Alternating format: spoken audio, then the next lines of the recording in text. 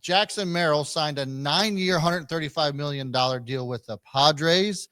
Fellas, this is actually pretty insane. Jackson Merrill's 21 years old. He's actually a Baltimore native, went to Severn High School. Mm-hmm. And so he's pretty well known around here for us local folks. But this is a huge deal for him. He's already hitting 400 so far this season. I know that it's still early, but he is just absolutely crushing it. $15 million a year for a guy with one season under his belt is a pretty big risk for organization. But the Padres are no strangers to this. I mean, we got Xander Bogaerts, I think, till 2023. Yeah. It's who else? Manny, and then Fernando Tatis was also, I believe, 2034. Yeah, so he's this deal puts Jackson Merrill till 2033 now too, I think. Yeah, till 34 with an option and 35. Okay. He'll be 32 after that club option. So at the latest he hits free agency will be 2036, his year 30 or his 33 age year. He still can get a big contract after that. You know, the way that players are getting, if he's still a star at 33 years old, he can get a second contract for over $100 million. So this is, you know, Brad, we talked about this beforehand and now on the show a few times. It does kind of feel like Major League Baseball is moving towards this. Hey, if they hit the open market, you know, for so long it was, hey, they're going to the Yankees, they're going to the Dodgers. If they hit the open market, hey, they're going to go to this big time club, you know, whoever the big market is. Yeah. So I think clubs right now are going, hey, we'll give you the contract 4 years ahead of time, 5 years ahead of time. I mean, Merrill still had 1 year left of pre-arbitration and then 3 years of arbitration, got all those bought out, $15 million a year down the line. And now, I mean, $135 million at what we said, 23 years old. So yeah, it's pretty good. Silver Slugger rookie last year. And I got to say, this is probably a better deal for the Padres than maybe it is for Jackson Merrill. And obviously it'll depend on how he performs over these 9 years or what have you.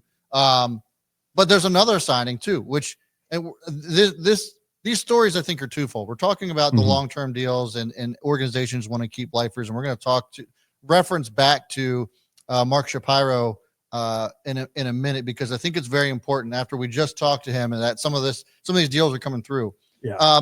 But Christian Campbell, second baseman for the Red Sox, also signed a really long deal, 8 years, $60 million, options that could push it to $100 million over 10 years. But to me, this is another thing where I feel like this is a really good team-friendly deal, but also kind of risky for these young players. I mean, Campbell is 22, if I'm not mistaken. Yeah. Jackson Merrill's 21. These guys are really young. You almost got to wonder, and obviously their agents have to do their job too, and I'm sure they did. But we look at the Jackson Holidays of the world, Adley Rutschman, some of the big-time players, and Gunnar Henderson, and what their agents are doing, basically betting on them in the future or making them bet on themselves and having it be more of a performance-based type of contract later on once their arbitration runs out. It's just it's an interesting conversation because I see this working out really well for the Padres and the Red Sox. Yeah. And then also maybe not so much for the players, but who knows? The players get injured. Maybe they don't perform like they thought they would. And then it ends up being a better deal for these young guys. I just don't know which side of the fence I'm on just yet. Yeah, for me, Kevin, and then we'll get to you. For Jackson Merrill, for him to get $15 million a year over 9 years, I like that for him. I think that's a good contract. Just kind of, I think long term, like you said, it's going to benefit the Padres if Jackson Merrill becomes what they believe he will. So they're taking the risk of, hey, nothing's going to go wrong. You know, everything, no injuries, any of that. You know, you're going to play like we expect you to throughout. You know, so I think that, you know, we talked about risk, and we're going to get with Shapiro in a minute. But I think one of the more important parts of this, you know, both these contracts, is the kind of that I feel like they got a deal because of the risk.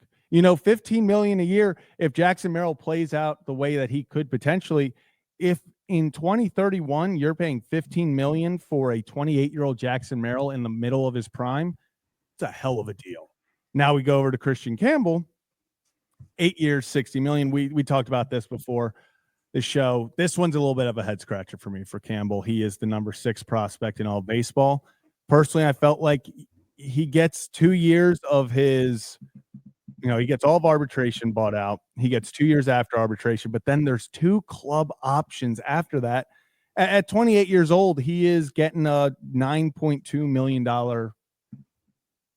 payroll. Like that's what he's getting. So if Christian Campbell plays the way that the Red Sox think he can play, and the number 6 prospect turns out to be, this is a hell of a steal for the Red Sox. So and if you really want to go down the rabbit hole, Zach, mm-hmm.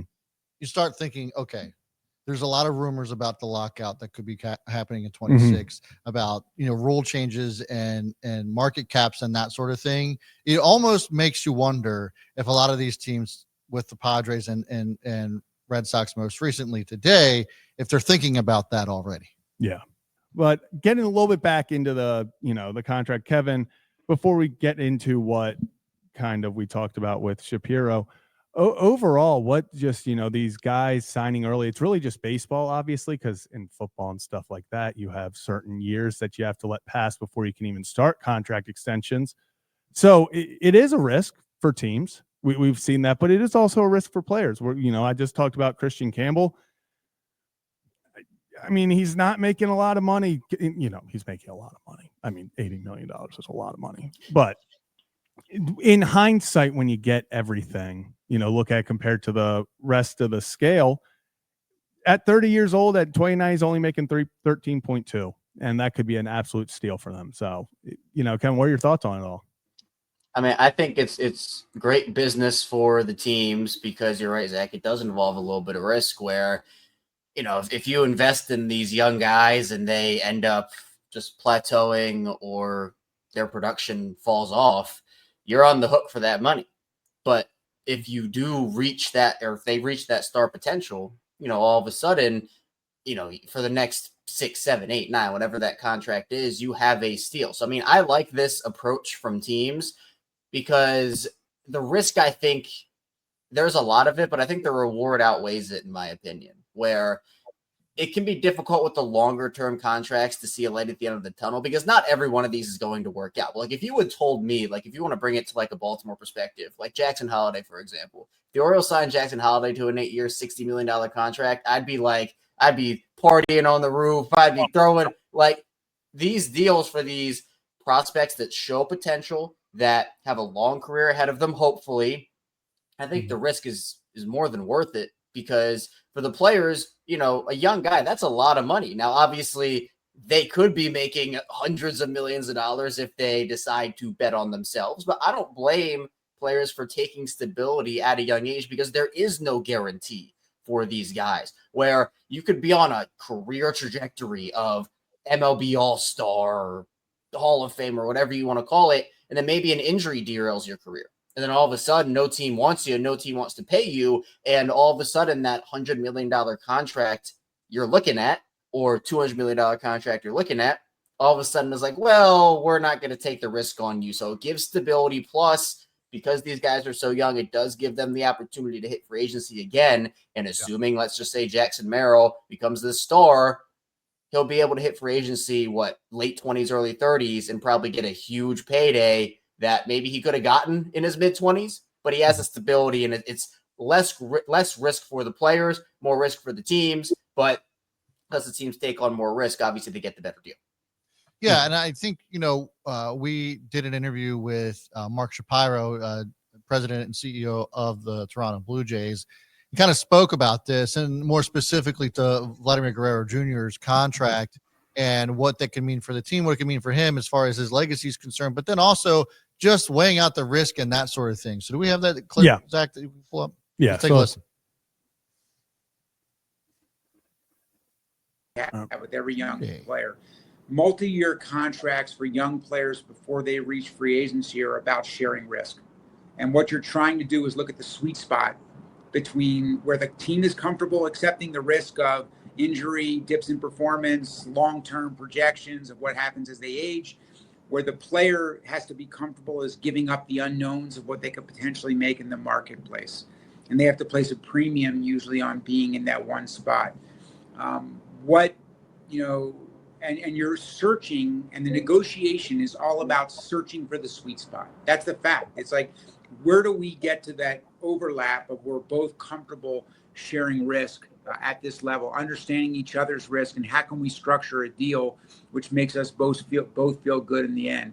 However, it does take both sides being a little uncomfortable, us being uncomfortable with length of deal and kind of uncertainty over a long period of time, and the player being uncomfortable knowing that maybe they could have made more money, maybe not, but maybe they could have made more money if they went to free agency.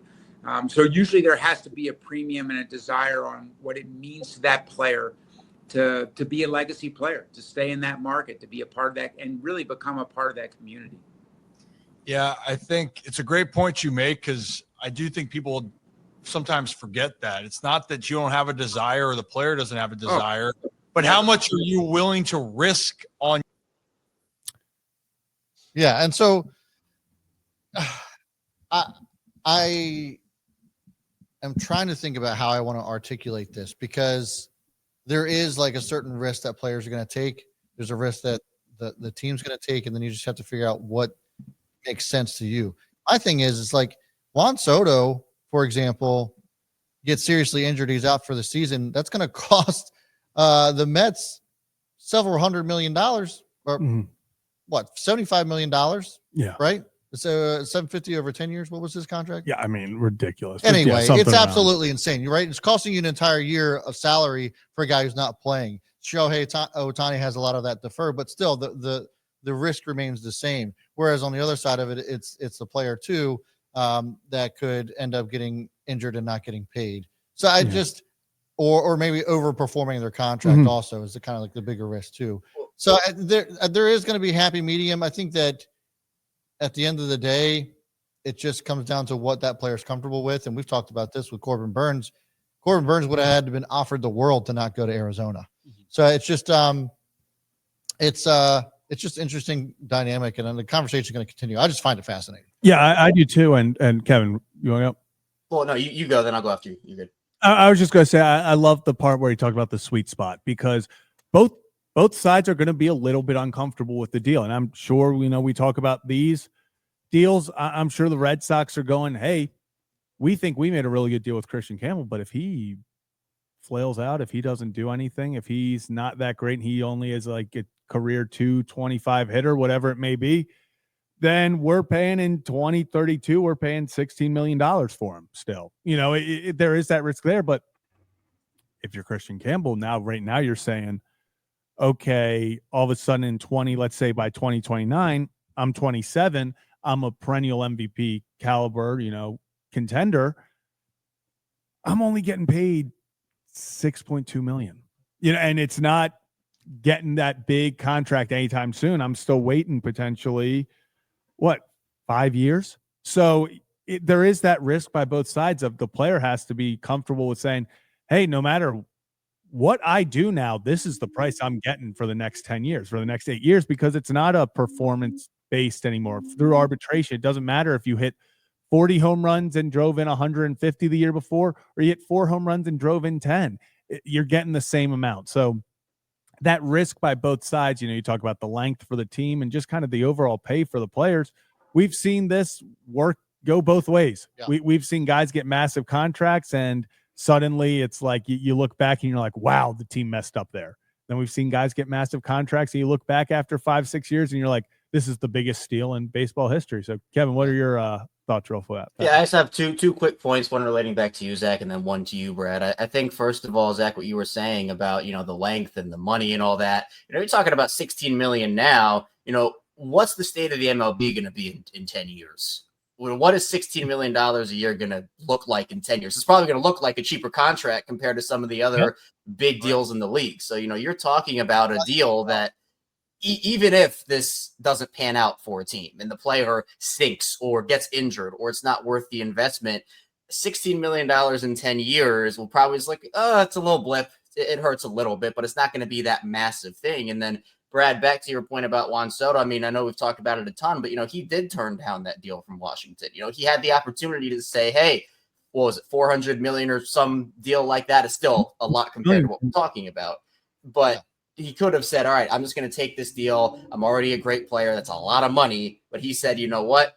I want to see if I can get more. He turned it down. He wanted to take on more risk. And obviously it paid off for him. Now he's getting paid 75 per season. But I think that it's just a risk versus reward. Teams take on risk. Players have to risk it too. But I think that I like the approach from teams to keep doing this.